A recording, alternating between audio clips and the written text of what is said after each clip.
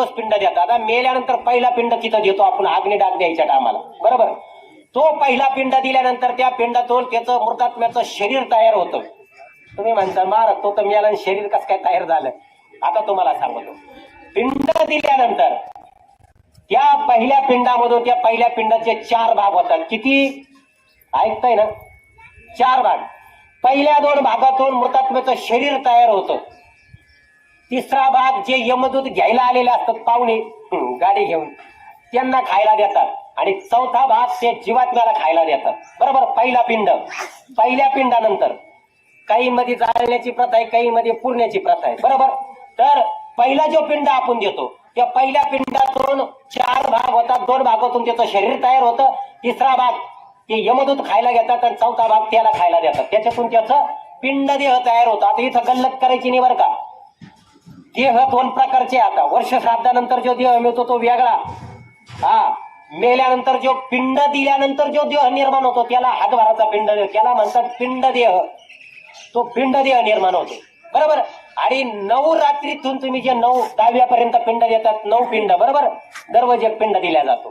ते 9 दिन रात्रीतून त्याचं शरीर तयार होत असतं. कसं? आता ऐका. पहिल्या दिवसाच्या पिंडातून दिल्यानंतर मस्तक तयार होतं. दुसऱ्या दिवसाच्या पिंडातून मान तयार होते.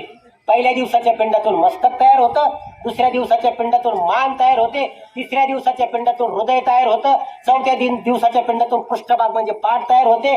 चौथ्या दिवसाच्या पिंडातून पाठ तयार होते. 5व्या दिवसाच्या पिंडातून बिंबी तयार होते. 6व्या दिवसाच्या पिंडातून कंबर तयार होतं. 7व्या दिवसाच्या पिंडातून मांडे आणि जनेंद्रिय निर्माण होतं. 8व्या दिवसाच्या पिंडातून गुडघे निर्माण होतात. 9व्या दिवसाच्या पिंडातून पाय तयार होतात.